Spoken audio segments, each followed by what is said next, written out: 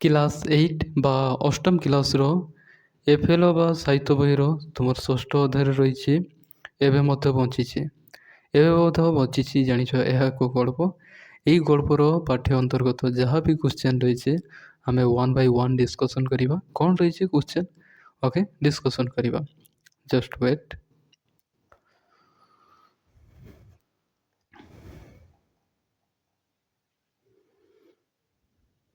ଏଠି ଦେଖ ପାଠ୍ୟ ଅନ୍ତର୍ଗତ କ'ଣ ରହିଲା, ଆସ ଗଳ୍ପଟିକୁ ଭଲ ଭାବରେ ପଢ଼ିବା, ବୁଝିବା, ଉତ୍ତର ଲେଖିବା। କ'ଣ ଦେଲା କ୍ୱେଶ୍ଚନ୍ ଦେଖ, ନିମ୍ନଲିଖିତ ପ୍ରସଙ୍ଗଗୁଡ଼ିକ ଠିକ୍ ଉତ୍ତର ପାଖରେ ତାହାର ଚିହ୍ନ ଦେବା। ଯେଉଁଠି ଦେଖ ତୁମକୁ ଠିକ୍ ଚିହ୍ନ ଲାଗୁଛି ସେଇ ଚିହ୍ନ ବା ଯେଉଁ ଅପସନ୍ଟା ଠିକ୍ ଥିବ ସେଇଟାକୁ ତା ପାଖରେ କ'ଣ ଦେବ, ଷ୍ଟାର ଚିହ୍ନ ଦେବ ହେଲା। ପ୍ରଥମ ଦେଖ କ୍ୱେଶ୍ଚନ୍ 1ରେ କ'ଣ କହିଲା, ଏବେ ମଧ୍ୟ ବଞ୍ଚିଛି ଗଳ୍ପର ଲେଖକ କିଏ? ତାହେଲେ ତୁମକୁ 4ଟା ଅପସନ୍ ଦିଆଯାଇଛି, 4ଟା ଅପସନ୍ରୁ ସଠିକ୍ ଆନ୍ସର୍ ଆମେ ଡାଇରେକ୍ଟ ଡିସ୍କସନ୍ କରିବା ହେଲା। ତାହେଲେ ଏବେ ମଧ୍ୟ ବଞ୍ଚିଛି ଗଳ୍ପର ଲେଖକ ହେଉଛି, ସଠିକ୍ ଆନ୍ସର୍ ହେବ, ସଠିକ୍ ଆନ୍ସର୍ ହେବ ଗୋଦାବରୀଶ ମହାପାତ୍ର ହେଲା। ଏଇଠି ତାହେଲେ କ'ଣ ଦେବ, ଷ୍ଟାର ଚିହ୍ନ ଦେବ। ତାପରେ ସେକେଣ୍ଡ କ୍ୱେଶ୍ଚନ୍କୁ ଦେଖିବା।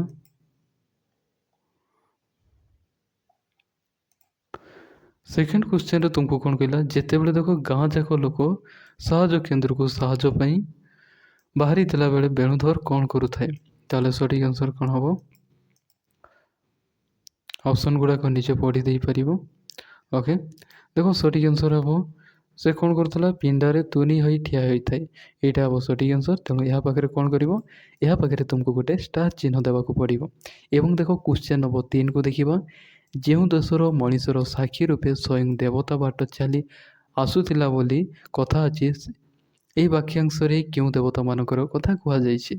ବ୍ରହ୍ମା, ଶିବ, ଗୋପୀନାଥ ନା ଇନ୍ଦ୍ର? ତାହେଲେ ସଠିକ୍ ଆନ୍ସର୍ ହେବ ଗୋପୀନାଥ ହେଲା। ତା ପରବର୍ତ୍ତୀ କ୍ୱେଶ୍ଚନ୍କୁ ଆମେ ଦେଖିବା କ'ଣ ରହିଛି। ଦେଖ କ୍ୱେଶ୍ଚନ୍ ନମ୍ବର 4କୁ ଦେଖିବା। ସିରେଇ ସାହାଯ୍ୟ କେନ୍ଦ୍ରରୁ ଚାଉଳ ନ ନେଇ ବେଣୁଧର କ'ଣ କରୁଥିଲା? ତାହେଲେ ସଠିକ୍ ଆନ୍ସର୍ ହେବ, ନିଜକୁ ଦୂରେଇ ଗଛ ମୂଳେ ବସିଥିଲା। ତାହେଲେ ଏଇଟା ହେବ ସଠିକ୍ ଆନ୍ସର୍ ହେବ। ତେଣୁ ଏହା ପାଖରେ କ'ଣ କରିବ, ଷ୍ଟାର ଚିହ୍ନ ଦେବ। ତା ପରବର୍ତ୍ତୀ କ୍ୱେଶ୍ଚନ୍ ଦେଖ, କ୍ୱେଶ୍ଚନ୍ ନମ୍ବର 5କୁ ଦେଖିବା। ବେଣୁଧର ଗଛ ମୂଳେ କେଉଁ ସମୟରୁ ବସିଥିଲା? ତାହେଲେ ସଠିକ୍ ଆନ୍ସର୍ ହେବ ସକାଳ ପହରୁ ହେଲା। ଏଇଠି ତୁମେ କ'ଣ କରିବ, ଷ୍ଟାର ଚିହ୍ନ ଦେବ। ଏ ଦେଖ ଯେଉଁ ରୋଟେଟ୍ ବୁଲଉଛି ଏଇଟା ତୁମେ ଭଲ ଭାବରେ କ୍ଲିୟର ଭାବରେ ଆନ୍ସର୍ଟାକୁ ଦର୍ଶାଇବା ପାଇଁ ମୁଁ ସାର୍କେଲ୍ ବନାଉଛି। ଅଦରୱାଇଜ୍ ତୁମେ ନ ସାର୍କେଲ୍ ବନେଇଲେ ବି ହେବ, କିନ୍ତୁ ଷ୍ଟାର ଚିହ୍ନ ଦେବ ହେଲା। ଯାହା ଆମକୁ ଦେଖ କ୍ୱେଶ୍ଚନ୍ କହିଛି ତାହା କରିବାକୁ ହେବ। ଏହା କିଛି ଖରାପ ଭୁଲ ହେବ ନାହିଁ। ଓକେ, ଦେଖ ଏଇଠି ଯେଉଁ ଖ ନମ୍ବରରେ ଦେଲା ଏଠି କିଛି ଦିଆହେଇନାହିଁ, ଏଇଗୁଡ଼ାକ ନିଜେ କରିପାରିବ, ଏଟା ନ କଲେ ବି ଚଳିବ। ଏଠି ଯେଉଁ ଏଠି ଧର ଏଟା ହେଉଛି ଓଡ଼ିଶାର ମ୍ୟାପ୍ ଚିତ୍ର ବା ଓଡ଼ିଶାର ମାନଚିତ୍ର। ପିଲାମାନେ ଏଠି ଭଲ ଭାବରେ ଜାଣ, ଏଇଟା ଗୋଟେ ଓଡ଼ିଶାର ମାନଚିତ୍ର। ଏଇ ଯେଉଁ ଏଠି 2ଟା ମହାନ ପୁରୁଷ ଦେଖୁଛ ଏମାନଙ୍କର ନାଁ ଜାଣିଥାଅ। ଏଇ ମହାପୁରୁଷର ନାଁ ହେଉଛି ମଧୁସୂଦନ ଦାସ, ଆଉ ଇଏ ହେଉଛନ୍ତି ଆମର ଅତି ପ୍ରିୟ ଅତି ନିଜର ଉତ୍କଳମଣି ଗୋପବନ୍ଧୁ ଦାସ। ଇଏ ଜଣେ ସମାଜସେବୀ ଥିଲେ ଏବଂ ଦେଶଭକ୍ତି ଏବଂ ଗ୍ରେଟ୍ ଫାଇଟର୍ ମଧ୍ୟ ଭାବରେ ଜଣାଶୁଣା। ଜାଣିଥିବ ଭଲ ଭାବରେ, ଜାଣି ନହେଲେ ଜାଣିଥାଉ। ତାପରେ କ'ଣ ରହିଲା କ୍ୱେଶ୍ଚନ୍ ଦେଖିବା। ମିଳିମିଶି ଯୋଡ଼ିବା କ'ଣ ରହିଲା ଦେଖ। ପାଠ୍ୟ ଅନ୍ତର୍ଗତ କିଛି ବାକ୍ୟ ଖ ସ୍ତମ୍ଭରେ ତଳେ ଦିଆଯାଇଛି। ଖ ସ୍ତମ୍ଭରେ 2ଟି ଲେଖାଏଁ ବାକ୍ୟ ଦିଆଯାଇଛି।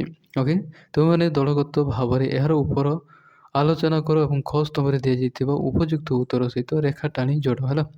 ତୁମକୁ ବୁଝିପାରିଲ ଆରାମସେ। ଏବେ କ'ଣ କହିଲା, 2ଟା ଖ ସ୍ତମ୍ଭ ବା 2ଟା ଦେଇଛି ଅପସନ୍, କ ସ୍ତମ୍ଭ ବା ଖ ସ୍ତମ୍ଭ, କିନ୍ତୁ ଖ ସ୍ତମ୍ଭରେ 2ଟା ଅପସନ୍ ଦିଆଯାଇଛି। ଯେଉଁ 2ଟା ଅପସନ୍ ଭିତରୁ ଯେଉଁଟା ଠିକ୍ ଥିବ ତା ପାଖରେ ତୁମେ କ'ଣ କରିବ, ଗାର ଟାଣିବ। ଦେଖ କ୍ୱେଶ୍ଚନ୍ 1ରେ କ'ଣ ଦେଲା, ଶାବଳ ପତ୍ର ଗହଳ ତଳେ ଶୀତଳ ପବନରେ ଟିକିଏ ପାଇ ସେ ଆଖି ବୁଜି ଅନେକ ଭାବେ। ଏହାର ଅର୍ଥ କାହାକୁ ବୁଝାଯାଉଛି? ଅପସନ୍ ଏରେ ଦେଲା, ମଣିଷ ଶାନ୍ତି ଅବସ୍ଥାକୁ ଆସିଲେ ଯାହା ଚିନ୍ତା କରେ ତାହା ହିଁ ବାସ୍ତବତା, ନା ଚିନ୍ତା କରିବା ପରେ ଶାନ୍ତି ଅବସ୍ଥାକୁ ଆସିଥାଏ। କେଉଁଟା ହେବ ସଠିକ୍ ଆନ୍ସର୍? ତାହେଲେ ସଠିକ୍ ଆନ୍ସର୍ ହେବ ଏଇ ତଳଟା ହେବ ହେଲା, ଚିନ୍ତା କରିବା ପରେ ଶାନ୍ତି ଅବସ୍ଥାକୁ ଆସିଥାଏ। ସେହିପରି ବିଟ୍ ବା କ୍ୱେଶ୍ଚନ୍ ଯେଉଁ 2 ନମ୍ବରରେ ଦେଖିବା, କାହା ପେଟରେ ଅନ୍ନ ନାହିଁ କି କାହା ମୁହଁରେ ହସ ନାହିଁ? ଏହାର ସଠିକ୍ ଆନ୍ସର୍ କାହାର ହେବ? ସଠିକ୍ ଆନ୍ସର୍ ହେବ ଯେଉଁଟା ଉପରେ ଅଛି ହେଲା। ଏହାର ସଠିକ୍ ଅର୍ଥ ହେଉଛି ଅନ୍ନ ନଥିବାରୁ ମୁହଁରେ ହସ ନଥିଲା। ସେହିପରିକା 3 ନମ୍ବରକୁ ଦେଖିବା, ଯାହା ପାଇଛନ୍ତି ମୁଠାଏ ତାହା ସିଝାଇ ଖାଇବାକୁ ବେଳ ନାହିଁ। ତାହେଲେ ଏହାର ସଠିକ୍ ଆନ୍ସର୍ ହେବ ଯେଉଁଟା ତଳ ରହିଛି ଯେଉଁଟା ସେଇଟା ହେବ ସଠିକ୍ ଆନ୍ସର୍। ଲୋକଙ୍କୁ କ୍ଷୁଧା ଅସହ୍ୟ ହେବାରୁ। 4 ନମ୍ବରରେ ଦେଖିବା କ'ଣ ରହିଲା, ବେଣୁଧର କଥା ସୀମା ପାର ହେଇଗଲା। ଏହା କାହାର ଅର୍ଥ ବୁଝାଯାଉଛି? ତାହେଲେ ସଠିକ୍ ଆନ୍ସର୍ ହେବ ଫାର୍ଷ୍ଟଟା, ଯେଉଁଟାକି ନିଜ ପରିବାରରେ ଦାରିଦ୍ର୍ୟ ହିଁ ଦୁଃଖର କାରଣ।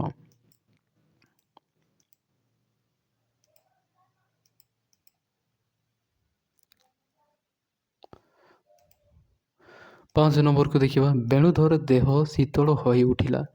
ଏହାର ସଠିକ୍ ଆନ୍ସର୍ ହେଉଛି ଯେଉଁଟାକି ସେକେଣ୍ଡଟା ହେବ। ଦେଖ, ଉଦାର ବ୍ୟକ୍ତିଙ୍କ କୋମଳ ହାତର ସ୍ପର୍ଶ ତାହା ଦ୍ୱାରା ଅନ୍ତରାତ୍ମାକୁ ଛୁଇଁବାର। ଏଠି କ୍ୱେଶ୍ଚନ୍ ନମ୍ବର ଜାଣିପାରିଲ। ଆମେ ତା ପରବର୍ତ୍ତୀ କ୍ୱେଶ୍ଚନ୍କୁ ଯିବା। କ୍ୱେଶ୍ଚନ୍ ନମ୍ବର ଖକୁ ଦେଖ, ତୁମେ ବାଛିଥିବା ଉତ୍ତର ବନ୍ଧୁମାନଙ୍କ ସହିତ ତୁଳନା କର। ତୁମେ ଉତ୍ତର ବାଛି ତାହା କାହିଁକି ବାଛ ଆଲୋଚନା କର। ତାପରେ ଏଠି କ'ଣ ରହିଲା ଦେଖ, ତା ପରବର୍ତ୍ତୀ କ୍ୱେଶ୍ଚନ୍ କ'ଣ ରହିଛି ଦେଖ, ଗଳ୍ପର ବାକ୍ୟ ଗୁଡ଼ିକ ପଢ଼, ବୁଝ, ଆଲୋଚନା କର। ନିମ୍ନଲିଖିତ ପ୍ରଶ୍ନ ଗୁଡ଼ିକ ପଢ଼, ବୁଝ, ଲେଖ। ତାହେଲେ ଏଠି ଦୁଇଟା କ୍ୱେଶ୍ଚନ୍ ଦିଆଯାଇଛି। এই କ୍ୱେଶ୍ଚନ୍କୁ ଆମେ କ୍ୱେଶ୍ଚନ୍ ସହିତ ଆନ୍ସର୍ ଆଲୋଚନା କରିବା। କ'ଣ ହେବ କ୍ୱେଶ୍ଚନ୍? ଓକେ, ଦେଖ ଆନ୍ସର୍ କ'ଣ, ଗଳ୍ପ ବାକ୍ୟ ଗୁଡ଼ିକ ପଢ଼, ବୁଝ, ଆଲୋଚନା କର। କ୍ୱେଶ୍ଚନ୍ ଖରେ କ'ଣ ଦେଲା, କ ନମ୍ବରରେ, କାହାର ସ୍ନେହ ପାଳିତ ଗୋଟିଏ ଗଛ ମୂଳେ ପଥର ଉପରେ ବସି ପଡ଼ି ଖାଲି ଦେଖୁଥିଲା। ତାହାକୁ ଦିଶିଲା ଗୋଟିଏ ପ୍ରାଚୀନ ବିରାଟ ଜାତି ହଠାତ୍ କିପରି ଭିକାରୀ ପାଲଟିଗଲା। ବୁଝାମଣା। ତାହେଲେ ଆନ୍ସର୍ କ'ଣ କ'ଣ ଲେଖିବ ଦେଖ।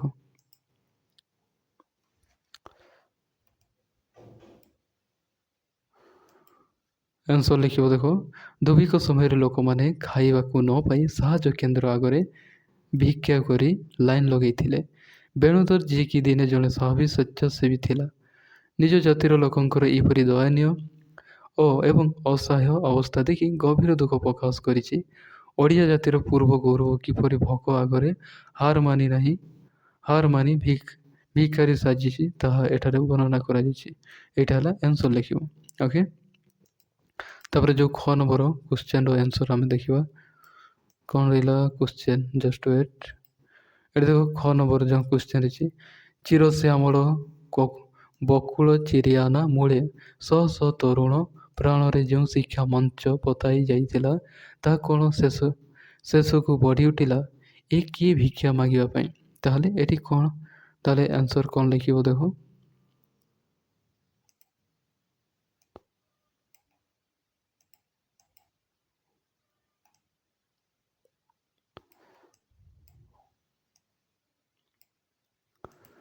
ଏଠି ଆନ୍ସର୍ ଲେଖିବ, ପଣ୍ଡିତ ଗୋପବନ୍ଧୁ ଦାସ ସତ୍ୟବାଦୀ ବନବିଦ୍ୟାଳୟରୁ ବକୁଳ ଚୁରିଆନା କୁଞ୍ଚ ତଳେ ଛାତ୍ରମାନଙ୍କୁ ସ୍ୱାଭିମାନ, ଦେଶପ୍ରେମ ଓ ତ୍ୟାଗ ଶିକ୍ଷା ଦିଆଯାଉଥିଲା। ବେଣୁଧର ମଧ୍ୟ ସେଠାରେ ପଢ଼ିଥିଲା। ଆଜି ନିଜକୁ ଏକ ସାହାଯ୍ୟ କେନ୍ଦ୍ର ଆଗରେ ଭିକ୍ଷା ଅବସ୍ଥାକୁ ଦେଖି ସେ ଭାବୁଛି ଯେ ସେହି ମହାନ ଶିକ୍ଷା କ'ଣ ଆଜି କେବଳ ଖାଦ୍ୟ ପାଇଁ ହାତ ପତେଇବାକୁ ଶିଖେଇଲା। ଏହା ତା'ର ଆତ୍ମସମ୍ମାନକୁ ଗଭୀର ଆଘାତ କରିଛି। ଏଇଟା ହେଲା ଆନ୍ସର୍ ଲେଖିବ। ଓକେ, ତା ପରବର୍ତ୍ତୀ କ'ଣ ରହିଛି କ୍ୱେଶ୍ଚନ୍ ଆମେ ଦେଖିବା। ଯେଉଁ ରହିଲା, ଭାବି ଚିନ୍ତି କରି ଲେଖ। ନିମ୍ନଲିଖିତ ପ୍ରଶ୍ନ ଗୁଡ଼ିକ ବୁଝ, ବନ୍ଧୁମାନଙ୍କ ସହିତ ଆଲୋଚନା କର। ଯେଉଁ ରହିଛି ତୁମର କ ନମ୍ବରରୁ ରହିଛି 6 ନମ୍ବର ପର୍ଯ୍ୟନ୍ତ ଯାହା ଯାହା କ୍ୱେଶ୍ଚନ୍ ରହିଛି ତା ସହିତ ଆମେ ଆନ୍ସର୍ ଗୁଡ଼ାକ ମୁଁ ଜଣାଇ ଦେଉଛି। ଏଠି ଯେଉଁ ରହିଛି କ ନମ୍ବରରେ ଦେଖ, ସାହାଯ୍ୟ କେନ୍ଦ୍ରରୁ ପିଣ୍ଡାରେ, ଯେଉଁ କ ନମ୍ବରରେ ଦେଖିବା, ସାହାଯ୍ୟ କେନ୍ଦ୍ର ପିଣ୍ଡାରେ ବେଣୁଧର ତୁନି ହୋଇ ଠିଆ ହୋଇଥିବାର କାରଣ କ'ଣ ହୋଇପାରେ। ତାହେଲେ ଆନ୍ସର୍ ଲେଖିବ, ବେଣୁଧର ଜଣେ ସ୍ୱାଭିମାନ ମଣିଷ ଥିଲେ। ସମସ୍ତଙ୍କର ପରି ଧାଡ଼ିରେ ଠିଆ ହୋଇ ହାତ ପତେଇ ଭିକାରୀଙ୍କ ପରି ମାଗଣା ଚାଉଳ ବା ଖାଦ୍ୟ ଆଣିବାକୁ ତାହାର ଆତ୍ମସମ୍ମାନ ବାଧା ଦେଇଥିଲା। ସେଥିପାଇଁ ସେ ଲଜ୍ଜା ଓ ସଂକୋଚନରେ ସାହାଯ୍ୟ କେନ୍ଦ୍ରରୁ ପିଣ୍ଡାରେ ତୁନି ହୋଇ ଠିଆ ହୋଇ ରହିଥିଲା। ଓକେ, ଏଇଟା ଆନ୍ସର୍ ଲେଖିବ। ତାପରେ ଦେଖ, ଯେଉଁ ଖ ନମ୍ବର କ'ଣ ରହିଛି କ୍ୱେଶ୍ଚନ୍ ଆଉ ତା ସହିତ ଆନ୍ସର୍ ଜଣାଇ ଦେଉଛି। ଦେଖ, ଖ ନମ୍ବରରେ କ'ଣ ରହିଲା, ବେଣୁଧର ପାଠ ପଢ଼ି କ'ଣ ହେବା ପାଇଁ ଭାବିଥିଲା। ତାହେଲେ ଆନ୍ସର୍ ଲେଖିବ, ବେଣୁଧର ପାଠ ପଢ଼ି ଜଣେ ଆଦର୍ଶ ମଣିଷ ହେବାକୁ ଭାବିଥିଲା। ସେ ଜଣେ ଜାଗ୍ରତ ହୋଇ ସମଗ୍ର ଦେଶ ଓ ସମାଜକୁ ଅଜ୍ଞାନତାରୁ ଜଗାଇବା ପାଇଁ ସ୍ୱପ୍ନ ଦେଖିଥିଲା। ଗ ନମ୍ବର ଦେଖ କ୍ୱେଶ୍ଚନ୍ କ'ଣ ରହିଛି ସେଇଟା ହେଲା ଆନ୍ସର୍। ଏଟା ଦେଖ, ଗ ନମ୍ବର କ୍ୱେଶ୍ଚନ୍ ଦେଖିବା। ବେଣୁଧର ଭିକ ମାଗିବାଟା ସୁନ୍ଦର ହେବ ନାହିଁ ବୋଲି କାହିଁକି ଚିନ୍ତା କଲା। ତାହେଲେ ଆନ୍ସର୍ ଲେଖିବ, କ'ଣ ଲେଖିବ ଦେଖ, ବେଣୁଧର ଦିନେ ସତ୍ୟବାଦୀ ବନବିଦ୍ୟାଳୟର ଛାତ୍ର ଥିଲା ଏବଂ ଜଣେ ସ୍ୱେଚ୍ଛାସେବକ ଭାବରେ କାମ କରୁଥିଲା। ତା ଭିତରେ ଦେଶପ୍ରେମ ଓ ଆତ୍ମମର୍ଯ୍ୟାଦା ଭରି ରହିଥିଲା। ତେଣୁ ସେ ସ୍ୱାଭିମାନ ହାତକୁ ଅନ୍ୟ ଆଗରେ ପତେଇ ଭିକ୍ଷା ମାଗିବାଟା ତା ପୂର୍ବ ଗୌରବ ଦୃଷ୍ଟିରୁ ଆଦୌ ସୁନ୍ଦର ହେବ ନାହିଁ ବୋଲି ସେ ଚିନ୍ତା କଲା। ଏଇଟା ହେଲା ଆନ୍ସର ଲେଖିବ।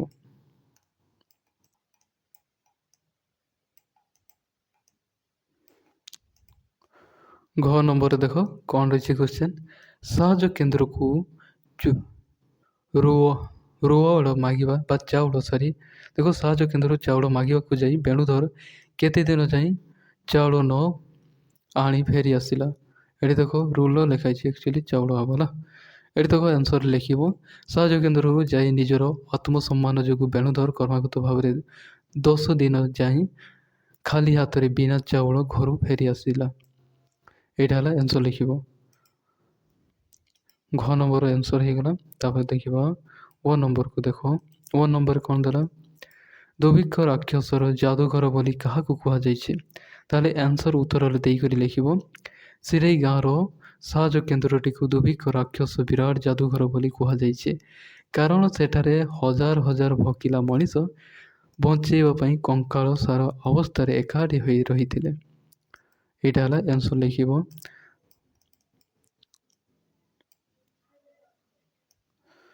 କ୍ୱେଶ୍ଚନ୍ ନମ୍ବର 6 ଦେଖ। ବେଣୁଧର ଗଛ ମୂଳେ ପଥର ଉପରେ ବସି ଛାତି କି ବିଷୟରେ କ'ଣ ଭାବୁଥିଲେ? ତାହେଲେ ଆନ୍ସର ଉତ୍ତର ଦେଇକରି ଲେଖିବ। ଗଛ ମୂଳେ ବସି ବେଣୁଧର ଭାବୁଥିଲେ ଯେ ଦିନେ ଯେଉଁ ଲୋକମାନେ ନିଜର ପରିଶ୍ରମ ଓ ଗୌରବର ବଞ୍ଚୁଥିଲେ, ଆଜି ଦୁର୍ଭିକ୍ଷ ସେମାନଙ୍କୁ କିପରି ଭିକାରୀ ସଜାଇ ଦେଇଛି। ସେ ନିଜର ଅତୀତ ଗୌରବମୟ ଦିନଗୁଡ଼ିକ ଓ ବର୍ତ୍ତମାନ ଅସହାୟତା ବିଷୟରେ ଚିନ୍ତା କରୁଥିଲା। ଏଇଟା ହେଲା ଆନ୍ସର ଲେଖିବ। ତାପରେ ରହିଲା ଯେଉଁ ଶେଷ କ୍ୱେଶ୍ଚନ୍ ଦେଖ ଏଠି 6 ନମ୍ବର। ବେଣୁଧର ପଥର ପରି ତଳେ ପଡ଼ିଥିବାରୁ ଦେଖି ମହାପୁରୁଷ ଜଣକ କ'ଣ କହିଥିଲେ? ତାହେଲେ ଆନ୍ସର ଲେଖିବ। ଉତ୍ତର ଦେଇକରି ଲେଖିବ।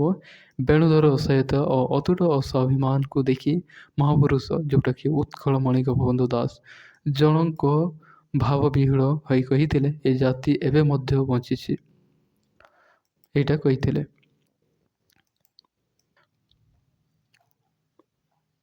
ତାପରେ ଦେଖ ଅନୁମାନ ଓ କଳ୍ପନା। ଏଇ କ୍ୱେଶ୍ଚନ୍ ଗୁଡ଼ାକ ଯାକ ଖ ନମ୍ବର 1 ପର୍ଯ୍ୟନ୍ତ ଯାହା ରହିଛି, ଆମେ ତାର କ୍ୱେଶ୍ଚନ୍ ସହିତ ଆନ୍ସର ଡିସ୍କସନ୍ କରିବା। କ'ଣ ରହିଛି?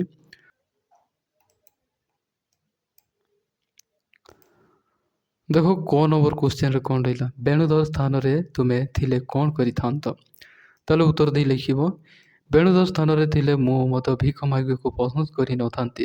ନିଜର ସ୍ୱାଭିମାନ ବଜାୟ ରଖିବା, ଯେଉଁଟାକି କଠିନ ପରିଶ୍ରମ କରି କୌଣସି ଛୋଟ ମୋଟ କାମ ଖୋଜି ପରିବାର ପେଟ ପୋଷିବାକୁ ଚେଷ୍ଟା କରିଥାନ୍ତି। ଏଇଟା ହେଲା ଆନ୍ସର ଦେଇକରି ଲେଖିବ। ଓକେ। ତାପରେ ଦେଖ ଖ ନମ୍ବରରେ କ'ଣ କ୍ୱେଶ୍ଚନ୍ ଦେଇଛି, ବହିରେ ପଢ଼ିପାରିବ, ଏଠି ମଧ୍ୟ ଲେଖିଦେଇଛି। ଦେଖ ଖ ନମ୍ବର ଦେଖ। ପାଠ ପଢ଼ି ତୁମେ ଦେଶ ପାଇଁ କ'ଣ କରିବ ବୋଲି ଚିନ୍ତା କରିଛ? ତାହେଲେ ଆନ୍ସର ଉତ୍ତର ଦେଇକରି ଲେଖିବ। ପାଠ ପଢ଼ି ମୁଁ ଜଣେ ସଚ୍ଚୋଟ ଓ ଦାୟିତ୍ୱବାନ ନାଗରିକ ହେବି। ନା ଆଉ କ'ଣ ହେବାକୁ ଚାହୁଁଛ? ଏଇଟା ଲେଖିବ ତ। ଦେଖ ତାପରେ ଲେଖିବ ଗରିବ ଓ ଅସହାୟ ଲୋକଙ୍କୁ ଶିକ୍ଷିତ କରିବା ସହ ଦେଶର ଦାରିଦ୍ର୍ୟ ଓ କୁସଂସ୍କାର ହଟାଇବା ପାଇଁ କାମ କରିବି। ଏଇଟା ଲେଖିବ। ଓକେ। ତାପରେ ଦେଖ ଗ ନମ୍ବରରେ କ'ଣ ରହିଛି? ଦେଖ ତୁମ ଘରେ ଯଦି ଖାଦ୍ୟର ଅଭାବ ରୁହେ ତୁମେ କ'ଣ କରିବ? ତାହେଲେ ଉତ୍ତର ଦେଇକରି ଲେଖିବ। ଘରେ ଖାଦ୍ୟର ଅଭାବ ରହିଲେ ମୁଁ ଧୈର୍ଯ୍ୟ ହରାଇବି ନାହିଁ କିମ୍ବା ଭିକ ମାଗିବି ନାହିଁ। ବାପା ମାଆଙ୍କୁ କାମରେ ସାହାଯ୍ୟ କରିବି କିମ୍ବା ପାର୍ଟ ଟାଇମ୍ କାମ କରି 2 ପଇସା ରୋଜଗାର କରିବାକୁ ଚେଷ୍ଟା କରିବି। ଏଇଟା ହେଲା ଆନ୍ସର ଲେଖିବ। ଓକେ। ତାପରେ ଯେଉଁ ଘ ନମ୍ବର ରହିଛି ଶେଷ କ୍ୱେଶ୍ଚନ୍ କ'ଣ ରହିଛି? ଯଦି କେବେ ତୁମର ବକୁଳ ମନକୁ ଯାଅ ବା ବକୁଳ ବନକୁ ଯାଅ, ସେଠାରେ ତୁମ ମନ ଭିତରେ କେଉଁ ଭାବନା ସୃଷ୍ଟି ହେବ? ତାହେଲେ ଉତ୍ତର ଲେଖିବ। ସାକ୍ଷୀ ଗୋପାଳର ବକୁଳ ବନକୁ ଗଲେ ମୋ ମନରେ ପଣ୍ଡିତ ଗୋପବନ୍ଧୁ ଦାସ ଓ ପଞ୍ଚସଖାଙ୍କର ଅତୁଳନୀୟ ଦେଶପ୍ରେମର ତ୍ୟାଗ ଭାବନା ସୃଷ୍ଟି ହେବ। ସେ ପବିତ୍ର ମାଟି ମୋତେ ଦେଶ ସେବା ପାଇଁ ଅନୁପ୍ରାଣିତ କରିବ। ଏହିସବୁ ଆନ୍ସର ଲେଖିବ। ଆମେ ପରବର୍ତ୍ତୀ କ୍ୱେଶ୍ଚନ୍କୁ ଦେଖିବା କ'ଣ ରହିଛି। ଏଠି ଦେଖ କିଛି ମହାପୁରୁଷଙ୍କର ନାଁ ଦିଆଯାଇଛି। ଏଇ ଚିତ୍ର ଗୁଡ଼ାକ ମନେ ରଖିବ, କାରଣ ହେଉଛି ଏମାନେ ହେଲା ଆମ ସମାଜର ଏବଂ ଆମ ଦେଶର ସ୍ୱାଧୀନତାର ମହାନ ଲୋକ ଏବଂ ତାଙ୍କଠାରୁ ତୁମେ ପ୍ରେରଣା ନେଇପାରିବ। ତେଣୁ ଏଗୁଡ଼ାକୁ ମନେ ରଖିବ। ପ୍ରଥମ ଚିତ୍ର ଦେଖୁଛ, ଇଏ ହେଉଛି ନୀଳକଣ୍ଠ ଦାସ। ସେକେଣ୍ଡ ହେଲା ଗୋପବନ୍ଧୁ, ଉତ୍କଳମଣି ଗୋପବନ୍ଧୁ ଦାସ, ଯିଏକି ସମାଜସେବୀ ଏବଂ ଦେଶଭକ୍ତି ଥିଲେ। ଏବଂ ଗୋଦାବରୀଶ ଥାର୍ଡ଼ ନମ୍ବରରେ ଯେଉଁ ରହିଛନ୍ତି ଚିତ୍ର, ସେଇଟା ହେଉଛି ଗୋଦାବରୀଶ ମିଶ୍ର। ଆଉ 4 ନମ୍ବର ରହିଛି ହରିହର ମହାପାତ୍ର ବା ହରିହର। ଆଉ ଯେଉଁଟା 5 ନମ୍ବରରେ ରହିଛି ଏଇଟା ହେଲା କୃପାସିନ୍ଧୁ। ଏଇଗୁଡ଼ାକ ହେଉଛନ୍ତି ମହାପୁରୁଷ, ଯାହାକି ଆମ ସମାଜ ଏବଂ ଦେଶ ପାଇଁ ବହୁତ କିଛି କରିଯାଇଛନ୍ତି। ତେଣୁ ମନେ ରଖିବ। ତାପରେ ଦେଖ, ଏଠି କିଛି ନାହିଁ, ଏଠି କିଛି କରିବାର ଏତେ ଆବଶ୍ୟକତା ନାହିଁ। ତା ପରବର୍ତ୍ତୀ କ୍ୱେଶ୍ଚିନ୍କୁ ଦେଖିବା। ଏଠି ଦେଖ କ'ଣ ରହିଲା, ଉପଯୁକ୍ତ ଶବ୍ଦ ଚୟନ କର। ତାହେଲେ ବନ୍ଦନୀ ମଧ୍ୟରୁ ଉପଯୁକ୍ତ ଶବ୍ଦ ବାଛି ଶୂନ୍ୟ ସ୍ଥାନ ପୂରଣ କର। କ ନମ୍ବରରେ ଯେଉଁ ରହିଛି ଦେଖ, ଏଠି କ'ଣ କହିଲା, ଦୂର ଡ୍ୟାସ୍ ପାଣି ପରି ଭାସିଯାଏ। ତାହେଲେ ଏଠି ସଠିକ୍ ଆନ୍ସର୍ ହେବ, ତୁମେ ଲେଖିବ ଦୂର ଡ୍ୟାସ୍ ପରି ପାଣି ଭାସିଯାଇ କହିଲେ ମରିଚିକା ହେଲା, ଏଇଟା ହେବ ସଠିକ୍ ଆନ୍ସର୍। ଖ ନମ୍ବରକୁ ଦେଖ କ'ଣ ରହିଲା, କପୋତର ଡ୍ୟାସ୍ ଧ୍ୱନି ବେଣୁଧର ମୋହ ଭାଙ୍ଗି ପାରିଲା ନାହିଁ। ତାହେଲେ ସଠିକ୍ ଆନ୍ସର୍ କ'ଣ ହେବ, ସଠିକ୍ ଆନ୍ସର୍ ହେବ କରୁଣ ହେଲା। ତାପରେ ଗ ନମ୍ବରଟା ଦେଖ କ'ଣ ରହିଲା, ଜୀବନ ଥିଲେ ଭାଇ ଡ୍ୟାସ୍ ନାହିଁ ହାତ। ତାହେଲେ ସଠିକ୍ ଆନ୍ସର୍ ହେବ ପତିବା, ଲେଖିବ ପାତିବା ଯେଉଁଟା। ତାପରେ ଦେଖିବା କ'ଣ ରହିଛି, ଏଇ ଘ ନମ୍ବରଟା ଦେଖ, ପାଠ ପଢ଼ି ବେଣୁଧର ଭାବିଲା ସେ ଦେଶକୁ ଡ୍ୟାସ୍ କରିବ। ତାହେଲେ ଆନ୍ସର୍ ହେବ ଯୋଗାଇବ ହେଲା, ଏଇଟା ହେବ ସଠିକ୍ ଆନ୍ସର୍। ତାପରେ ଦେଖ କ'ଣ ରହିଲା, ମ ନମ୍ବରଟା, ତା ଦେହ ଡ୍ୟାସ୍ ଉଠିଲା। ତାହେଲେ ସଠିକ୍ ଆନ୍ସର୍ ହେବ ଶୀତେଇ ଉଠିଲା, ଏଇଟା ହେବ ସଠିକ୍ ଆନ୍ସର୍। ଓକେ, ଜାଣିପାରିଲ। ଆମେ ତା ପରବର୍ତ୍ତୀ କ୍ୱେଶ୍ଚନ୍ କ'ଣ ରହିଛି ଆମେ ଦେଖିବା। ହଁ ପିଲାମାନେ ଦେଖ, ଯେଉଁମାନେ ଦେଖ ବିଏସ୍ସି ଓଡ଼ିଶା ମାଷ୍ଟର ଚ୍ୟାନେଲ୍କୁ ସବସ୍କ୍ରାଇବ୍ କରିନ, ସବସ୍କ୍ରାଇବ୍ କରି ଜଏନ୍ କର। ଏହା ଫଳରେ ଦେଖ, ଯାହା ବି ଭିଡ଼ିଓ ଅପଲୋଡ଼ ହେବ, ଯାହା ବି ଇମ୍ପୋର୍ଟାଣ୍ଟ ଇନଫର୍ମେସନ୍ ରହିବ, ତୁମେ ସର୍ବପ୍ରଥମେ ପାଇପାରିବ। ତେଣୁ କ'ଣ କରିବ, ତୁମେ ସବସ୍କ୍ରାଇବ୍ କରି ଜଏନ୍ କର। ତାପରେ କ'ଣ ରହିଲା ଦେଖ, ଏଠି ଯେଉଁ ଭାଷା ବିଚାର, ଏଠି କ'ଣ କହିଲା, କ୍ୱେଶ୍ଚନ୍ଟିକୁ ଭଲ ଭାବରେ ପଢ଼। ତାପରେ ଆନ୍ସର୍ ତୁମକୁ ଆନ୍ସର୍ କରିବାକୁ ଚେଷ୍ଟା କର। ଓକେ, ହାତ ଦେଖ, ହାତ ଶବ୍ଦକୁ ବ୍ୟବହାର କରି ଭିନ୍ନ ଅର୍ଥରେ 2ଟି ବାକ୍ୟ ଗଠନ କରାଯାଇଛି। ସେହିପରି ତୁମେ 2ଟି ଶବ୍ଦର ଭିନ୍ନ ଅର୍ଥ ପ୍ରକାଶକ ଶବ୍ଦ ଲଗାଇ ବାକ୍ୟ ଗଠନ କର। ଓକେ, ହାତ ଶବ୍ଦକୁ ନେଇକରି ତୁମେ 2ଟା ଭିନ୍ନ ବାକ୍ୟ ଗଠନ କରିବାକୁ ପଡ଼ିବ ବୋଲି କ୍ୱେଶ୍ଚନ୍ରେ ପଚାରିଛି। ତାହେଲେ ଗୋଟେ ତୁମକୁ ଦିଆଯାଇଛି ଦେଖ, ଶୀତଳ କମଳ ହାତର ସଂସ୍ପର୍ଶ ତା ପିଠିରେ ଲାଗିଲା। ଏଇଟା ଗୋଟେ ହେଲା। ଆଉ ଗୋଟେ, ଜୀବନ ଥିଲେ ଭାଇ ପତିବା ନାହିଁ ହାତ। ତାହେଲେ ଏଇଟା ତୁମକୁ 2ଟା ଦେଇଛି। ଏଇ ପରୀକ୍ଷା ତୁମକୁ ଆଉ 2ଟା କ'ଣ ହାତ ଲଗେଇକରି ତୁମକୁ ସେଣ୍ଟେନ୍ସ କରିବାକୁ ପଡ଼ିବ। କ'ଣ ହେଇପାରିବ ଆନ୍ସର୍ରେ ଆମେ ଲେଖିବା। ଦେଖ, ଆନ୍ସର୍ ଲେଖିବ ଯେଉଁ ଭାଷା ବିଚାର, ହାତ ଶବ୍ଦକୁ ବ୍ୟବହାର କରି ବିଭିନ୍ନ ଅର୍ଥରେ 2ଟି ବାକ୍ୟ ଗଠନ କର। ପ୍ରଥମରେ ଲେଖିବ ଦେଖ, ଯେଉଁ ଶରୀର ଅଙ୍ଗ ଅର୍ଥରେ କାମ କରୁ କରୁ ରାମର ଡାହାଣ ହାତରେ ଆଘାତ ଲାଗିଗଲା। ଏଇଟା ଗୋଟେ ଲେଖିବ। ଆଉ ଗୋଟେ ସେକେଣ୍ଡ ଲେଖିବ, ମାଗିବା ବା ଭିକାରୀ ଅର୍ଥରେ, ଯେଉଁଟା ସ୍ୱାଭିମାନ ମଣିଷ କେବେ ବି ଅନ୍ୟ ଆଗରେ ହାତ ପତେଇ ନଥାଏ। ଏଇଟା ହେଲା ସେକେଣ୍ଡ ଲେଖିବ। ଓକେ, ଜାଣିପାରିଲ। ଏଠି କିଛି ଦେଇଛି ଦେଖ, ସମୟ ଆଉ କାଳ। ତୁମେ ସମୟ ଆଉ କାଳ ଭିତରେ ଏଇଟା ପଢ଼ି ନେଇଯିବ। କିନ୍ତୁ ଏଠି ତୁମକୁ କିଛି ଇଣ୍ଟ୍ରୋଡକ୍ସନ୍ ଦେଇଦେଉଛି। ଏଠି କିଛି ଲେଖା ହେଇଛି ଯେଉଁଟା ନିଜେ ମଧ୍ୟ ପଢ଼ିପାରିବ, କିନ୍ତୁ ତୁମକୁ ଜଣାଇ ଦେଉଛି ହେଲା। କାଳ, ଯେଉଁଟାକି କାଳ 3 ପ୍ରକାର ଅଛି। ଯେଉଁଟାକି ପ୍ରଥମରେ ଅଛି ଅତୀତ କାଳ, ଯେଉଁ କାର୍ଯ୍ୟ କରାଯାଇ ସାରିଛି। ଅତୀତ କାଳ କେଉଁଟାକୁ କହିବ, ଯେଉଁଟା ସରିଯାଇଛି ହେଲା। ସେକେଣ୍ଡରେ କ'ଣ ରହିଲା ଦେଖ, ବର୍ତ୍ତମାନ କାଳ, ଯେଉଁ କାର୍ଯ୍ୟ କରାଯାଉଛି, ଯେଉଁଟା ବର୍ତ୍ତମାନ ଚାଲିଛି, ସେଇଟାକୁ ବର୍ତ୍ତମାନ କାଳ କୁହାଯାଏ। ଆଉ ଥାର୍ଡ଼ରେ ରହିଲା ଯେଉଁଟା ଭବିଷ୍ୟତ କାଳ, ଯେଉଁ କାର୍ଯ୍ୟ କରାଯିବ, ଯେଉଁଟା ଫ୍ୟୁଚର୍ରେ ହେବ, ସେଇଟାକୁ କ'ଣ ଭବିଷ୍ୟତ କାଳ କୁହାଯାଏ। ତାହେଲେ କ'ଣ କ'ଣ କ୍ୱେଶ୍ଚନ୍ ଦେଇଛି ତୁମକୁ ଏଠି ଦେଖିବ। କ୍ୱେଶ୍ଚନ୍ ଦେଇଛି ଦେଖ, ସେଠି କିଛି ଦିଆହେଇନି। ଏଇଠି ଦେଖ, ଏଇ କ୍ୱେଶ୍ଚନ୍ ଦିଆଯାଇଛି।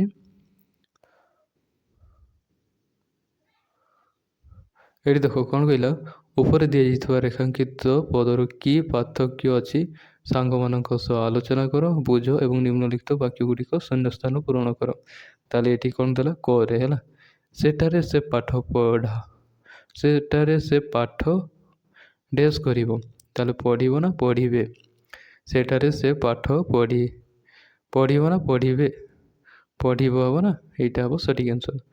ଏଠି 2ଟା ଅପସନ୍ ଦେଇଛି। 2ଟା ଅପସନ୍ରୁ ତୁମକୁ ସଠିକ୍ଟା ବାଛିବାକୁ ପଡ଼ିବ। ତାପରେ ଦେଖ ଖ ନମ୍ବରରେ ଆପଣମାନେ ଏଠାକୁ ଡେସ୍, ତାହେଲେ ଆସ ନା ଆସନ୍ତୁ କେଉଁଟା ହେବ କହୁଛି, ତାହେଲେ ସଠିକ୍ ଆନ୍ସର୍ ହେବ ଆପଣ ଏଠାକୁ ଆସନ୍ତୁ।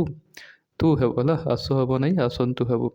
ଗ ନମ୍ବରରେ କ'ଣ ଦେଲା ଦେଖ, ସେମାନେ ମୋତେ ଡେସ୍ ହସାଇଲେ ନା ହସାଇଲେ, ହସାଇଲେ ନା ହସାଇଲା, ତାହେଲେ ସଠିକ୍ ଆନ୍ସର୍ କ'ଣ ହେବ ହସାଇଲେ, ଏଇଟା ହେବ ସଠିକ୍ ଆନ୍ସର୍। ତାପରେ ଦେଖିବା ଘ ନମ୍ବରକୁ ହେଲା, କାନି ପତେଇ ସେ ଡେସ୍ ମାଗିପାରେ ମାଗିପାରନ୍ତି, ତାହେଲେ ସଠିକ୍ ଆନ୍ସର୍ ଲେଖିବ ମାଗିପାରେ। ଜାଣିପାରିଲ କ୍ଲିଅର୍। ତାପରେ ଦେଖିବା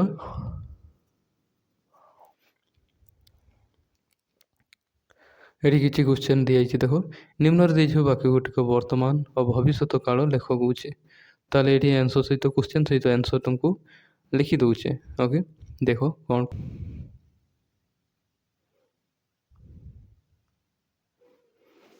ତାହେଲେ ଏଠି ଦେଖ କ'ଣ କହିଲା, ନିମ୍ନରେ ଦେଇଥିବା ବାକ୍ୟ ଗୁଡ଼ିକ ବର୍ତ୍ତମାନ ଓ ଭବିଷ୍ୟତ କାଳ ଲେଖ, ତାହେଲେ ଆନ୍ସର୍ କ'ଣ କ'ଣ ଲେଖିବ ଦେଖ। ଦେଖ ପ୍ରଥମ କ ନମ୍ବର ଦେଖ, ତାଙ୍କ ଆଖିରୁ ଲୁହ ଝରି ପଡ଼ିଲା, ଏଇଟା ଅତୀତ କାଳ ଦେଇଛି, ତୁମକୁ ବର୍ତ୍ତମାନ କାଳରେ କ'ଣ ଦେବ, ବର୍ତ୍ତମାନ କାଳ ଦେଇକରି ତାଙ୍କ ଆଖିରୁ ଲୁହ ଝରି ପଡ଼ିଛି, ଏଇଟା ବର୍ତ୍ତମାନ କାଳ ଲିଖିପାରିବ। ଆଉ ଭବିଷ୍ୟତ କାଳ ଲେଖିବ, ଭବିଷ୍ୟତ କାଳଟା ଦେଇକରି ଲେଖିବ ତାଙ୍କ ଆଖିରୁ ଲୁହ ଝରି ପଡ଼ିବ, ପଡ଼ିବ ହେଲେ ଫ୍ୟୁଚର୍, ପଡ଼ୁଛି ହେଲା କ'ଣ ବର୍ତ୍ତମାନ କାଳ ହେଲା। ତାପରେ ସେହିପରିକା ଆମେ ଖ ନମ୍ବରକୁ ଦେଖିବା। ଦେଖ ଖ ନମ୍ବରରେ କ'ଣ ଦେଲା, ସେ ଅନୁରୋଧ କରି କହିଲେ, ତାହେଲେ ବର୍ତ୍ତମାନ କାଳରେ କ'ଣ ହେବ, ସେ ଅନୁରୋଧ କରି କହୁଛନ୍ତି, ଭବିଷ୍ୟତ କାଳରେ ହେବ ସେ ଅନୁରୋଧ କରି କହିବେ, ଏଇଗୁଡ଼ାକ ଲେଖିବ, ଏଇଗୁଡ଼ାକ ଆନ୍ସର୍। ତାପରେ ଗ ନମ୍ବରକୁ ଦେଖିବା, ଗ ନମ୍ବରରେ କ'ଣ ଦେଲା, ବେଣୁଧର ସମ୍ଭାଳି ପାରିଲା ନାହିଁ, ତାହେଲେ ବର୍ତ୍ତମାନ କାଳରେ ଦେଇକରି ଲେଖିବ ବେଣୁଧର ସମ୍ଭାଳି ପାରୁନାହିଁ, ତାହେଲେ ଭବିଷ୍ୟତ କାଳ ଦେଇକରି ଲେଖିବ ବେଣୁଧର ସମ୍ଭାଳି ପାରିବ ନାହିଁ। ଓକେ, ସେହିପରିକା ଘ ନମ୍ବର ଦେଖ, ଯେଉଁଟା ମହାପୁରୁଷ ଅନେକ କ୍ଷଣ ଠିଆ ହେଲେ, ତାହେଲେ ବର୍ତ୍ତମାନ କାଳ କ'ଣ ହେବ ଦେଖ, ଆନ୍ସର୍ ଲେଖିବ ମହାପୁରୁଷ ଅନେକ କ୍ଷଣ ଠିଆ ହୋଇଛନ୍ତି। ଏବଂ ଯେଉଁଟା ରହିଲ ଆଉ ହେଲା ଭବିଷ୍ୟତ କାଳ ଦେଇକରି ମହାପୁରୁଷମାନେ ଅନେକ କ୍ଷଣ ଠିଆ ହେବେ, ଏଇଟା ଆନ୍ସର୍ ଲେଖିବ। ଓକେ,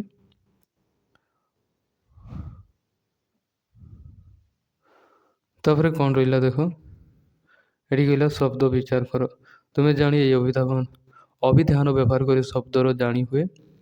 ନିମ୍ନର ପାଠ ନିମ୍ନ ଦିଆଯାଇଛି, ବାକ୍ୟ ଗୁଡ଼ିକ ଏକ ନିର୍ଦ୍ଦିଷ୍ଟ ପଦ ସଙ୍ଗତ ରେଖାଙ୍କିତ କରାଯାଇଛି, ରେଖାଙ୍କିତ ପଦଗୁଡ଼ିକର ଅର୍ଥର ଡାହାଣ ପାଖରେ ଦିଆଯାଇଛି, ଠିକ୍ ଉତ୍ତର ପାଖରେ ଗୋଲ ବୁଲାଅ, ତାହେଲେ ଠିକ୍ ଯେଉଁଟା ଥିବ ସେଇଟା ଗୋଲ ବୁଲେଇବ ହେଲା, କେଉଁ ଅର୍ଥ ବୁଝାଯାଉଛି କହୁଛି, ତାହେଲେ ଦେଖିବା କ'ଣ ସବୁ ରହିଛି। ପ୍ରଥମ ଦେଖ କ ନମ୍ବର ଦେଖ, ବେଣୁଧର ପିଣ୍ଡାରେ ଯେଉଁ ଏଠି ଗାର ଦିଆଯାଇଛି ତୁନି ହୋଇ ଠିଆ ହୁଏ, ତୁନିର ଅର୍ଥ କ'ଣ, ତାହେଲେ ଯେଉଁଟା ଠିକ୍ ଥିବ ତା ପାଖରେ ଗୁଲ ବୁଲେଇବ, ତୁନିର ଅର୍ଥ ହେଉଛି ନୀରବ ହେଲା, ଏଇଟା ହେବ ତାର ଅର୍ଥ। ଖ ନମ୍ବରକୁ ଦେଖିବା, ବସି ବସି ବିଚାରି ବିଚାରି ସୂର୍ଯ୍ୟ ମୁଣ୍ଡ ଉପରେ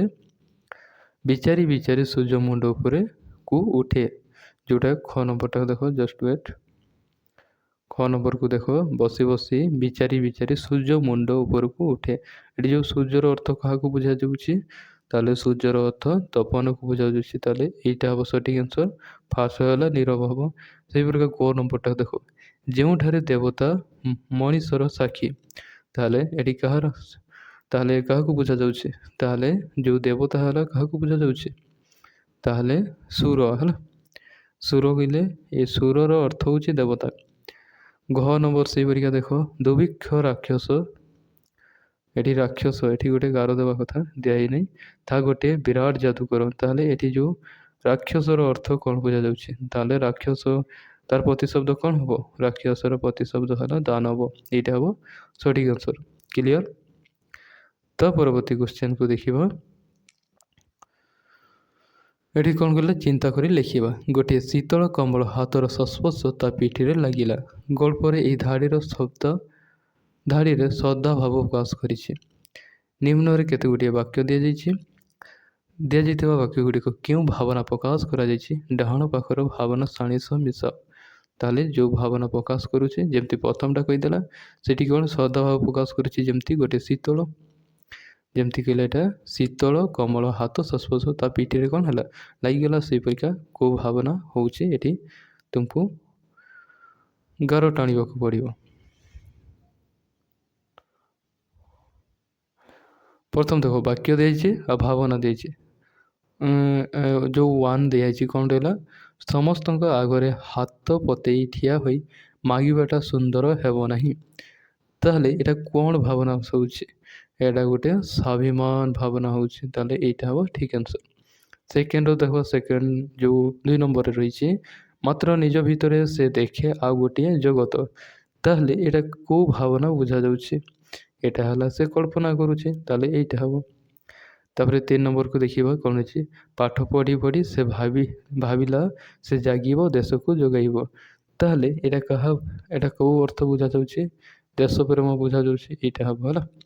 ତାପରେ 4 ନମ୍ବରକୁ ଦେଖ, ଯେଉଁ ଦେଶର ଯୁଗ ଯୁଗ ଧରି ବିରାଟ ପଥର ସ୍ତୂପ ଉପରେ ପତିତ ପାବନ ବର୍ଣ୍ଣନା ଉଡ଼ିଛି। ତାହେଲେ ଏଇଟା କେଉଁ ଅର୍ଥ ବୁଝାଯାଉଛି? ତାହେଲେ ଏଇଟା ଗୋଟେ ଭକ୍ତିର ଭାବନା ବୁଝାଯାଉଛି। ତାପରେ ଦେଖିବା 5 ନମ୍ବରକୁ, କେଉଁଠି ସେ ଆପଣାର ମୁହଁଟା ଲୁଚେଇ ଠିଆ ହୋଇପାରିଥାନ୍ତା କି? ତାହେଲେ 5 ନମ୍ବର କେଉଁଟାକୁ ବୁଝାଯାଉଛି? ଏଇଟା ହେଲା ଲଜ୍ଜାର ବିଷୟକୁ ବୁଝାଯାଉଛି। ଲଜ୍ଜାର ଭାବନାକୁ ବୁଝାଯାଉଛି। 6 ନମ୍ବରକୁ ଦେଖିବା, ତାପରେ 2ଟି ଟୋପା ଲୁହ ନିଗିଡ଼ି ତଳେ ପଡ଼ିଗଲା। ତାହେଲେ ଏଇଟା କାହାର? ଏଇଟା ଦୁଃଖକୁ ବୁଝାଯାଉଛି। ତାହେଲେ ଏଇଠି ଟାଣିବ। ଆଉ ଗୋଟେ ଶେଷରେ ରହିଲା ଯେଉଁଟା, ସେଇଟା ହେବ 7 ନମ୍ବରକୁ ଦେଖ, ସେ ନିରସ ସଂସାର ଭିତରେ ତାର ଆଶାର ଧାରଣା ଶୁଖିଯାଇଛି। ତାହେଲେ ଏଇଟା କ'ଣ ହେବ? ନିରାଶ। ଏଇଟା ବାକି ରହିଲା। ତାହେଲେ ଏଇଟା ହେବ ସଠିକ୍ ଆନ୍ସର୍। ଜାଣିପାରିଲ? କ୍ଲିଅର? ଏଠି କିଛି ପିକ୍ଚର ଦେଇଛି। ଏଇଟା ହେଲା ଜଗତର ନାଥ ଜଗନ୍ନାଥର ଫଟୋ ଦେଖୁଛ। ଏଠି କିଛି ଲେଡ଼ିଜ୍ ମାନଙ୍କର କିଛି ଜିନିଷ ରଖାଯାଇଛି। ଏ ଫଟୋ ଗୁଡ଼ାକ ଜାଣିପାରୁଥିବ, ନିଜେ ଦେଖ ଜାଣିପାରିବ। ଏଠି କିଛି ବାକ୍ୟ ବିଷୟରେ କ'ଣ କହିଲ, ବେଣୁଧର ଆଖି ଫୁଟେଇଲା। ଏହି ବାକ୍ୟ ଗୁଡ଼ିକ 2ଟି ଶବ୍ଦ ଗୋଟେ କ୍ରିୟାପଦ ନେଇ ଗଠିତ। କିନ୍ତୁ ଆମେ ଏହି ବାକ୍ୟ ଗୁଡ଼ିକ ଆହୁରି ବଡ଼ କରିପାରିବା। ଯଥା ବେଣୁଧର ଆଖି ଫିଟାଇ ଦେଖିଲା, ପୁଣି ସେ ଆଖି ଆଗରେ ପୁରୁଣା ସଂସାର। ଏବେ ମୁଁ କଥାଟା ବୁଝିପାରୁଛି। ଏହି ବାକ୍ୟ ଗୁଡ଼ିକ ଆହୁରି ବିସ୍ତାରିତ କରାଯାଇପାରିବ, ଯାହା କି ଅନେକ ଅର୍ଥ ଭାବନା ପ୍ରକାଶ କରିପାରିବ। ନିମ୍ନରେ ଦିଆଯାଇଥିବା ବାକ୍ୟ ଗୁଡ଼ିକ ବିସ୍ତାରିତ କରି ଲେଖ। ତାହେଲେ ଏଇଠି କିଛି ବିସ୍ତାର କରିବାକୁ କହିଛି। ଏଠି କିଛି କ ନମ୍ବରରୁ ଦେଖ, ଏଇ କ ନମ୍ବରରୁ ତୁମକୁ 6 ନମ୍ବର ପର୍ଯ୍ୟନ୍ତ ଯାହା ଯାହା ରହିଛି ବିସ୍ତାରିତ ଭାବରେ ଲେଖିବା। ତେଣୁ କ୍ୱେଶ୍ଚନ୍ ସହିତ ଆନ୍ସର୍ ତୁମକୁ ଜଣାଇ ଦେଉଛି।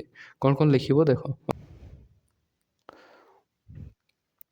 ପ୍ରଥମ ଦେଖ, ଯେଉଁ କ ନମ୍ବରରେ ରହିଛି, ଏଇଟା ଛୋଟ ବାକ୍ୟକୁ ବିସ୍ତାରିତ ବା ଲମ୍ବା କରି ଲେଖ। ତାହେଲେ ଯେଉଁ ସେ ପଛକୁ ଘୁଞ୍ଚି ଆସିଲା, ତାହେଲେ ଏଠି ବିସ୍ତାରିତ ରୂପରେ କ'ଣ ଲେଖିବ? ସେ ନିଜର ଆତ୍ମସମ୍ମାନ ରକ୍ଷା କରିବା ପାଇଁ ଭକିଲା ଲୋକଙ୍କ ଭିଡ଼ ମଧ୍ୟରୁ ସେ ପଛକୁ ଘୁଞ୍ଚି ଆସିଲା। ଏଇଟା ହେଲା ଆନ୍ସର୍ ଲେଖିବ। ସେକେଣ୍ଡ ଖ ନମ୍ବର ଦେଖ, ତାକୁ ଦିଶିଲା। ଏଟାକୁ ବିସ୍ତାରିତ ବା ଲମ୍ବା ଭାବରେ ଲେଖିଲେ କ'ଣ ଲେଖିବ ଦେଖ। ଭୋକରେ ଡହଳ ବିକଳ ହୋଇଥିବାରୁ ଗାଁ ଲୋକଙ୍କ ଦୟନୀୟ ଅବସ୍ଥା ତାକୁ ସ୍ପଷ୍ଟ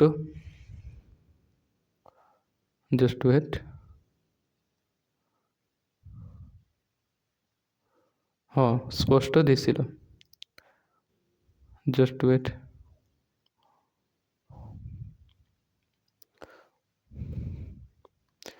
ଏଠି ଦେଖ ଖ ନମ୍ବରକୁ ଦେଖ, ତାକୁ ଦିଶିଲା। ତାହେଲେ ଏଟାକୁ ବିସ୍ତାରିତ ବା ଲମ୍ବା ଭାବରେ ଲେଖିଲେ କ'ଣ ହେବ? ଭୋକରେ ଡହଳ ବିକଳ ହେଉଥିବା ଗାଁ ଲୋକଙ୍କର ଦୟନୀୟ ଅବସ୍ଥା ତାକୁ ସ୍ପଷ୍ଟ ଦିଶିଲା। ଏଇଟା ହେଲା ଆନ୍ସର୍ ଲେଖିବ। ସେଇ ରକମ ଗ ନମ୍ବରରେ କ'ଣ ଲେଖିବ ଦେଖ, ସେ ନିଜକୁ ଖୋଜିଲା। ଏଟାକୁ ବିସ୍ତାରିତ ବା ଲମ୍ବା ଭାବରେ ଲେଖିଲେ କ'ଣ ଲେଖିବ? ନିଜର ହଜିଯାଇଥିବା ଅତୀତର ଗୌରବ ଓ ସ୍ୱାଭିମାନ ଭିତରେ ସେ ନିଜକୁ ଖୋଜିଲା। ଏଇଟା ହେଲା ଆନ୍ସର୍ ଲେଖିବ। ତାପରେ ଦେଖିବା କ'ଣ ରହିଛି। ତାପରେ ଦେଖ ଘ ନମ୍ବରକୁ ଦେଖ, ମୁହଁ ବୁଲେଇ ଦେଖେ। ତାହେଲେ ଆନ୍ସର୍ ଲେଖିବ, ସାହାଯ୍ୟ କେନ୍ଦ୍ରରୁ କିଛି ନ ଆଣି ନିରାଶ ଓ ଖାଲି ହାତରେ ସେ ଘର ଆଡ଼କୁ ମୁହଁ ବୁଲେଇ ଦେଖେ। ତାହେଲେ ଓ ନମ୍ବରରେ ଆଉ କ'ଣ ରହିଲା?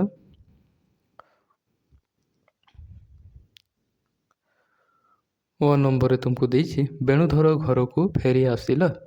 ତାହେଲେ ଏଟାକୁ ବିସ୍ତାରିତ ରୂପରେ ଲେଖିଲେ ଆନ୍ସର୍ ଲେଖିବ, 10 ଦିନ ଧରି ସାହାଯ୍ୟ କେନ୍ଦ୍ରକୁ ଯାଇ ମଧ୍ୟ ସ୍ୱାଭିମାନ ଯୋଗୁଁ କିଛି ନ ମାଗି ବେଣୁଧର ଖାଲି ହାତରେ ଘରକୁ ଫେରି ଆସିଲା। ଏଇଟା ହେଲା ବିସ୍ତାରିତ ଭାବରେ ଲେଖିପାରିବ। ନିଜର ୱାର୍ଡ଼ ମଧ୍ୟ ଲେଖିପାରିବ, ନିଜେ ମଧ୍ୟ ଲେଖିପାରିବ। ଏଗୁଡ଼ାକ ଯଦି ତୁମକୁ ହାର୍ଡ଼ ଲାଗୁଛି ଏଗୁଡ଼ାକ ଆନ୍ସର୍ ଗୁଡ଼ାକ ଲେଖିଦେବ ହେଲା। ତାପରେ 6 ନମ୍ବର କିପରି ଠିଆ ହେବ, ତାହେଲେ ଉତ୍ତର ଦେଇକି ଲେଖିବ ଦିନେ ଯେଉଁ ହାତରେ ଦେଶ ସେବା କରୁଥିଲା ଆଜି ସେଇ ହାତରେ ପତେଇ ଭିକାରୀ ପରି ସମସ୍ତଙ୍କ ଆଗରେ ସେ କିପରି ଠିଆ ହେବ, ଏଇଟା ହେଲା ଉତ୍ତର ଲେଖିବ। ଓକେ, ତାପରେ ଦେଖିବା କ'ଣ ରହିଛି। ଏଠି କିଛି ତୁମକୁ ଚିତ୍ର ଦିଆଯାଇଛି। ଏଇଟା ଯେଉଁ ତୁମେ ଜାଣିଛ ଉଡ଼ାଜାହାଜ ନୁହେଁ, ଏଇଟା ହେଲା ଜାହାଜ ତିଆରି କରାଯାଇଛି। ଏଠି କିଛି ଶାଢ଼ୀ ଗୁଡ଼ାକ ରହିଛି, ବିଚିତ୍ର ପ୍ରକାର ଶାଢ଼ୀ। ଓକେ, ଗୋଟେ ବି କିଛି ଛବି ଦିଆଯାଇଛି, ସେଇଟା କିଛି ଆବଶ୍ୟକତା ନାହିଁ। ଏଠି ଆଉ କିଛି କ୍ୱେଶ୍ଚନ୍ ରହିଛି। ଏଠି ଦେଖ ଯେଉଁଟା ଦୂର ଭାଷାରେ ଯୋଗାଯୋଗ, ତୁମକୁ କ ନମ୍ବର ଦେଇଛି, ଖ ନମ୍ବର। ଏତିକି ହେଲା ଶେଷ କ୍ୱେଶ୍ଚନ୍। ଆଉ ସେଠି କିଛି ଇମ୍ପୋର୍ଟାଣ୍ଟ ନାହିଁ, ତୁମେ ଆଉ କିଛି କ୍ୱେଶ୍ଚନ୍ ନାହିଁ ହେଲା। ଏଗୁଡ଼ାକ କିଛି ଆବଶ୍ୟକତା ନାହିଁ, ଏଗୁଡ଼ାକ ଲେଖିଲେ ଲେଖିପାରିବ, ନଚେତ୍ ନ ଲେଖିଲେ ବି ଚଳିବ ହେଲା। କିଛି ଚିତ୍ର ଦିଆଯାଇଛି, କ'ଣ ଦିଆଯାଇଛି ଏଗୁଡ଼ାକ ନିଜେ ଲେଖିପାରିବ, ନ ଲେଖିଲେ ବି ଚଳିବ। ବାକି ଏଇ ଯେଉଁ ଦୂର ଭାଷା, ଏଇ ଦୁଇଟା ଆନ୍ସର୍ ଲେଖିବ, ହେଲେ କମ୍ପ୍ଲିଟ୍ ହେଇଗଲା। ଆମେ ଦେଖିବା କ'ଣ ଆନ୍ସର୍ ଲେଖିବ କ୍ୱେଶ୍ଚନ୍ ସହିତ। ତୁମକୁ ଆନ୍ସର୍ ଜଣାଇ ଦେଉଛି, ଜଷ୍ଟ ୱେଟ୍।